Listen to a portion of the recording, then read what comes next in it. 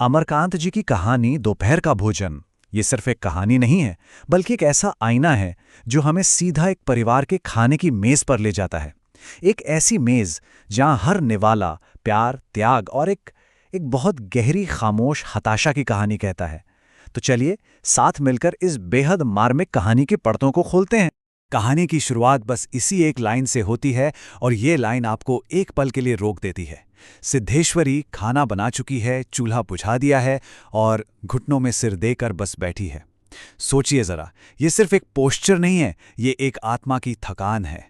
यहीं से हमें उसकी खामोशी और एक अनकहे इंतजार का पहला एहसास होना शुरू हो जाता है। तो चलिए इस सीन को थोड़ा और गहराई से समझते हैं। माहौल कैसा है?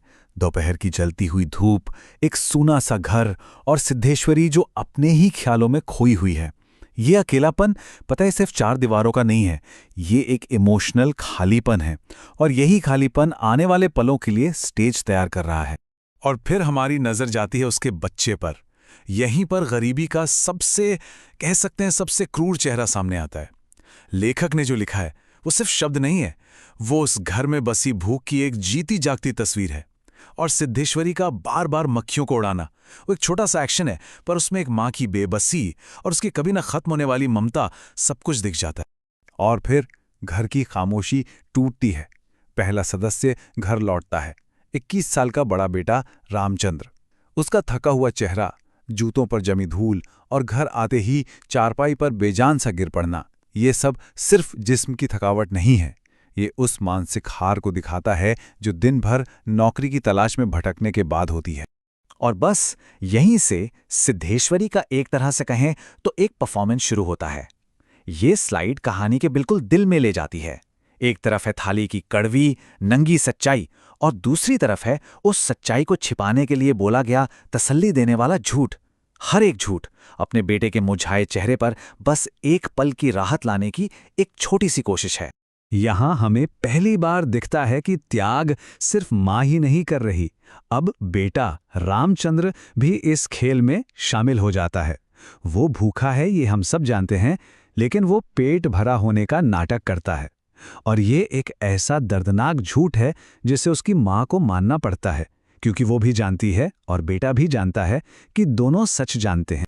अब बारी है दूसरे बेटे मोहन की। वो घर में आता है, पर उसके आने से चुप्पी टूटती नहीं, बल्कि और भी ज्यादा गहरी हो जाती है। उसका उतरा हुआ चेहरा साफ साफ बता रहा है कि बाहर की दुनिया से वो भी अपनी हार साथ लेकर आया है। एक ऐसी हार जिसे वो शायद शब्दों में बता भी नहीं सकता। सिद्धेश्वरी फिर से उम्मीद की एक नई कहानी बुनती है। वो मोहन को बताती है कि कैसे उसका बड़ा भाई उसकी तारीफ कर रहा था। ये झूठ का एक बहुत बहुत ही नाजुक धागा है जिससे वो इस टूटते हुए परिवार को किसी तरह जोड़े रखने की कोशिश कर रही है।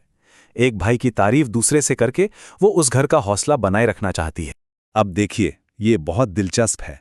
मोहन का त्याग करने का तरीका अपने भाई से बिल्कुल अलग है। वो ये नहीं कहता कि मेरा पेट भर गया है, नहीं, वो खाने में ही नुक्स निकाल देता है। ये एक कड़वा झूठ है जो शायद उसकी खुद की फ्रस्ट्रेशन को भी दिखाता है, पर मकसद बिल्कुल वही है, घर में जो भी थोड़ा बहुत है उसे बचाना। और अब एंट्री होती है घर के मुखिया की, मुंशी चंद्रिका प्रसाद जी की। उम्र 45 पर दिखते 55 के हैं। उनका वो थका हुआ शरीर, वो उतरा हुआ चेहरा, ये सिर्फ बढ़ती उम्र की निशानी नहीं है, ये उन मुश्किलों का बोझ है जिसका राज हमें कहानी में बाद में पता चलता है। यहाँ सिद्धेश्वरी का अभिनय अपने चरम पर है। वो एक के बाद एक तारीफों के पुल बांध देती है, ऐसे झूठ बोलती है जो उसके पति के टूटे हुए आत्मसम्मान पर मरहम का काम करे, क्योंकि वो जानती है इस वक्त उसके पति को थाली के खाने से ज्यादा इज्जत की भूख है। जरा इस एक झूठ की ताकत तो देखिए। बाबूजी देवता के समान हैं। सिद्धेश्वरी एक ऐसे इंसान के मान सम्मान को वापस जोड़ने की कोशिश कर रही है जिसने शायद दुनिया में अपनी जगह खो दी है। ये शब्द देवता के समान मुंशी जी के लिए किसी मरहम से कम नहीं है, भले ही ये पूरी तरह से मनगढ़ंत क्यों ना हो। और आखिर में घर के मुखिया भी इस दुखद नाटक का हिस्सा बन जाते हैं। वो भी कहते हैं कि पेट भर गया। उनका बहाना देखिए, कसम रखने के लिए और जायका बदलने के लिए गुड़ का पानी मांगते हैं। ये बहाना उनके गर्व और अपनी पत्नी के लिए खाना छोड़ने की इच्छा से निकला है। ये एक ही समय में दुखद भी है और थोड़ा हास्यास्पद भी। अब जब ये पूरा नाटक खत्म हो गया, जब घर के सारे मर्दों ने झूठ और निवालों से अपना पेट भर लिया, तो एक बहुत बड़ा सवाल खड़ा होता है, उस एक इंसान के लिए क्या बचा जिसने सबको परोसा था। अब हमारा ध्यान कहानी के उस मोड़ पर है जहां सिद्धेश्वरी का सामना असली हकीकत से होने वाला है। अब रसोई में सन्नाटा है, पति और बेटों की झूठी थालियां पड़ी हैं और उनके साथ अकेली सिद्धेश्वरी बैठी है। अब कोई नाटक नहीं बचा, कोई झूठ नहीं, सिर्फ वो है और वो हकीकत जो थाली में बची है। और ये है वो हकीकत, सिर्फ एक रोटी, और वो भी कैसी?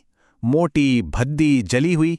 ये एक रोटी उस घर की गरीबी और सिद्धेश्वरी के त्याग का सबसे बड़ा सिंबल है। पूरे परिवार का पेट भरने के बाद उसके अपने हिस्से में बस यही आया था। पर क्या उसका त्याग यहीं खत्म हो जाता है? नहीं। अब देखिए उसका आखिरी और शायद सबसे गहरा प्यार भरा काम। अपने हिस्से की उस एक जली हुई रोटी को भी वो देखती है, फिर अपने सोए हुए बेटे प्रमोद को, और उस रोटी के 2 बराबर टुकड़े कर देती है। एक टुकड़ा वो अपने बेटे के लिए अलग रख देती है। यही तो है एक माँ का प्यार। और जैसे ही वो पहला निवाला अपने मुंह में रखती है, उसके सब्र का बांध टूट जाता है। दिन भर का वो नाटक, वो चिंता, वो भूख, सब कुछ आंसुओं में बह निकलता है। ये सिर्फ भूख के आंसू नहीं हैं, ये उसकी पूरी हालत, उसके पूरे जीवन के बोझ के आंसू हैं। खाने के बाद घर में एक अजीब सी खोखली शांति है। बस मक्खियों की भिनभिनाहट की आवाज है, रस्सी पर टंगी वो पैबंद लगी साड़ी है। बड़े लड़के घर पर नहीं हैं। ये शांति असली नहीं है, ये उस झूठ पर टिकी है जिसने इस परिवार को एक और दोपहर काटने में मदद की है। और फिर आती है कहानी की आखिरी और सबसे झकझोर देने वाली सच्चाई। मुंशी जी की नौकरी 1.5 महीने पहले जा चुकी है।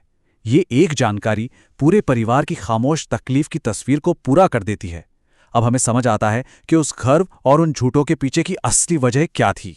तो आखिर में ये कहानी हमें एक बहुत गहरे सवाल के साथ छोड़ जाती है। जब जिंदगी में कमी हो तो सबसे बड़ा पोषण क्या है? वो खाना जो हम खाते हैं, या वो कहानियां, वो झूठ जो हम एक दूसरे को निराशा की भूख से बचाने के लिए कहते हैं? सोचने वाली बात है।